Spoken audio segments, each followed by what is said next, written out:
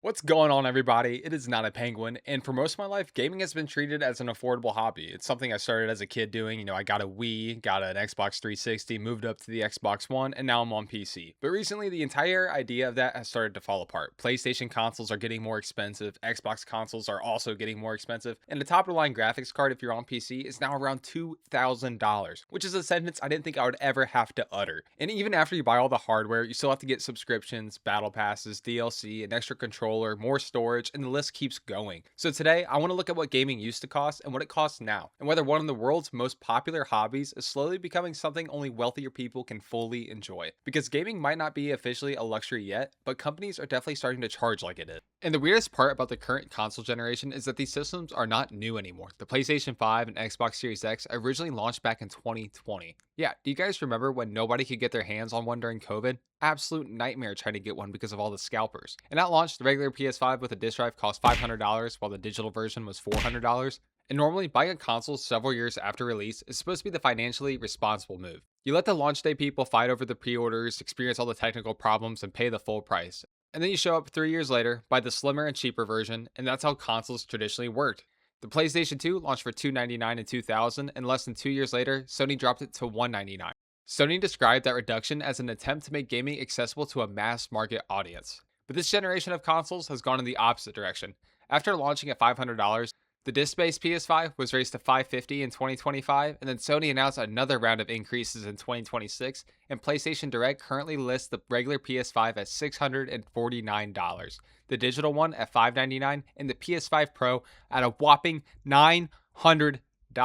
Basically $1,000 for a console. A PlayStation released almost 6 years ago can now cost more than it did when it was brand new. Imagine buying a 6-year-old car at the dealership and going, good news, it has more miles, it's closer to breaking, and we increased the price. If you heard this, you would assume the salesman had suffered some kind of head injury or was just mental. But no, that's just the reality of gaming nowadays. And it's not like this is just a PlayStation issue. Xbox is experiencing the exact same thing. Microsoft announced that beginning August 1st in 2026, Xbox console prices would increase by $100 on 512GB systems and $150 on the 1TB ones. And before that increase, their listings for the 1TB Series X was at $649, meaning it'll now cost $800 for their Series X 1TB. And the Series S, their smaller version of these consoles, originally entered this generation as the affordable option of consoles. And now that is currently sitting at $399 for the 512GB model. That means even the affordable console is approaching the price that premium consoles used to occupy. And this matters because consoles have traditionally been the easiest way to get into gaming. You didn't need to understand computers or how to build a PC or how to set up and optimize it properly. You bought the box, plugged it in, and played whatever game you wanted to that day. But when the entry level systems themselves keep rising in price, that door into gaming keeps becoming harder to walk through. Now, to be fair, I'm not going to entirely shit on these sticker prices all day long because that's not entirely honest and true to the story. The original PlayStation, launched in the United States all the way back in 1995, started at $299 in 1995, and the premium Xbox 360 launched for $399 in 2005. And because of inflation, $299 in the early 1990s or early 2000s represented much more money than $299 does today. So I'm not going to sit here and pretend consoles were being handed out for the cost of McChicken back then. Historically, gaming hardware has always been a significant purchase, but there is one major difference that separates it then from now. Older consoles typically become cheaper as they get older, but today's consoles are reaching the middle or later portion of the life cycle and becoming more expensive. That's the part that feels different, and that's the part that feels out of touch. The issue isn't just that a PlayStation costs hundreds of dollars. I get it, that's going to happen. It's a traditional promise. You wait a few years and gaming will become more affordable, and that promise is just no longer guaranteed. You can wait half a generation for a console and be rewarded with the privilege of paying even more for the same thing. There's PC gaming. PC gaming has always had a higher ceiling than consoles because it's just genuinely more expensive.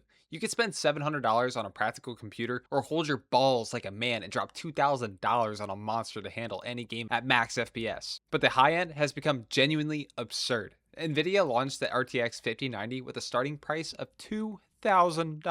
And that's the only official starting price. That's not even including the scalpers and people who resell it. Nvidia's marketplace has also listed partner models such as the MSI RTX 5090, which is around $2,400. And that is for one computer part. Not the computer, one part. And obviously, most gamers do not need a 5090. There are much more affordable cards out there. They also launched the RTX 5070 at $549 and other models for lower budgets, and you can go back to past generations on the 40 series too. But even those more supposedly approachable options can cost as much as the entire console, and then you still need a processor, memory, storage, and like 5 other things. PC gaming is still flexible enough because you can build at different budgets and you can upgrade gradually and use the computer for more than just gaming. The higher end experience of PC gaming is increasingly being marketed like a luxury product to people. You are no longer paying for just performance. You are paying for the prestige of owning the newest and most powerful thing available to run AI models. And it's not made for gaming anymore. It's made for AI.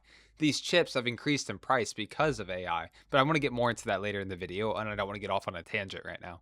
But this is where the real cost becomes complicated, because buying the console or the computer is no longer the full price. It's only the entry fee. Once you own the machine, you may need a subscription to play online. You may need more storage because modern games apparently can't compress jack shit. You may want another controller, and premium controllers cost well over $100. And then there's the games themselves. For years, $60 was treated as the gold standard for major console releases. Now, $70 has become more common for AAA games. PlayStation Store, for example, continues to list major standard edition releases at $69.99, with deluxe editions priced higher, usually around $100. And $70 is not necessarily outrageous by itself. Games are incredibly expensive to make, and people can spend dozens or even hundreds of hours playing one good title. And a good game can provide better value than almost any other form of entertainment. The issue is that paying $70 for a game nowadays, it doesn't even feel like you get the full experience anymore. You bought the base game, and then it comes with a season pass, an expansion, and eventually we cut all this content from the base game and now we're selling it back to you.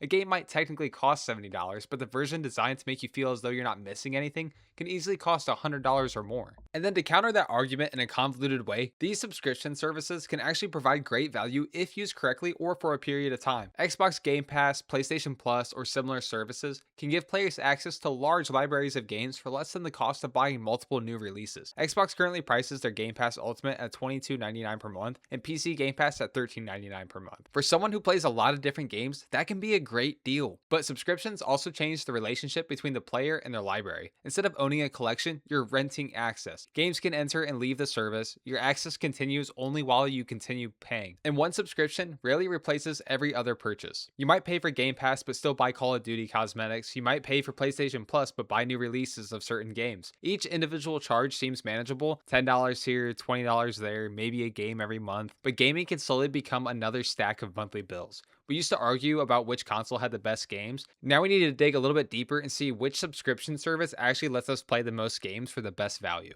And this brings me to the biggest question of the entire video. What actually makes something a luxury? Because gaming is still widely available. Free-to-play games exist, mobile games exist, there's older consoles. Steam sales can give you 9 excellent games for the price of one disappointing lunch. You absolutely do not need a PS5 Pro, an RTX 5090, or a $200 controller. So calling all of gaming a luxury would be dramatic. But I do think the modern premium gaming experience is becoming a luxury. Playing the newest AAA games at launch on a current hardware at high resolution with online access to all the major content, that is a luxury. Think about a teenager wanting to enter the current generation. They're going to need a console that costs anywhere between several $100s and nearly $1,000. Then a $70 game, an online subscription, maybe another controller for when friends come over, and then extra storage if they get more games. Suddenly, getting properly set up can cost above $1,000. And on PC, that number can climb way higher. That does not mean gaming is exclusively for rich people, but it does mean the gap is widening between people who can play something and people who can experience the newest version of everything without worrying about the cost. The industry will always make affordable options available because it needs that massive player base to make money, but it's also increasingly creating premium tiers for people willing to pay more. More expensive hardware, deluxe editions, early access. The hobby still remains accessible at the bottom, while the most heavily marketed experience moves further upward, and that is generally how luxury markets work. You can still participate, you're just constantly getting reminded of the more expensive version and that it exists. So is gaming becoming too expensive? I think the answer depends on what kind of gamer you are. If you're happy playing older games, indie games, or free-to-play titles, or wait on sales, gaming can still be one of the most affordable hobbies available. You can buy one good game and disappear from society for 300 hours, and that's incredible value. But if you want the newest console, newest releases, online access, extra storage, DLC, and all the bells and whistles, it's going to be undeniably more expensive. And increasingly structured structured like a luxury ecosystem. The most concerning part is not any single price, it's that everything is becoming a separate charge. The console costs more, the games cost more, the subscriptions renew every single month, and the content is divided into editions. And the cosmetic store is basically like a shoe cleaner guy at the mall trying to follow you around, getting you to buy something every 10 seconds. Gaming is not a full luxury yet, but the industry is slowly discovering that gamers will spend luxury level money on something they still consider a normal hobby. And as long as we keep paying, companies are going to have very little reason to stop asking. But let me know how you guys think. Has gaming generally become too expensive? Do you guys still play games? Do you still buy games? Or you've been playing the same ones for a while? Because that's what I've been doing. I've been playing Black Ops 2, Battlefront, Battlefield 6, which I know that's kind of a newer game. But I've basically been going back to all the older games I have in my library because those are the ones I genuinely enjoy and I don't have to drop $70, $80, $90 on a game. But done with my rant.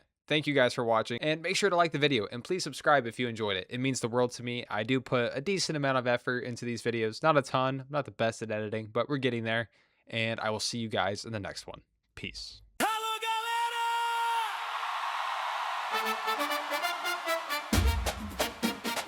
Vocês estão prontos?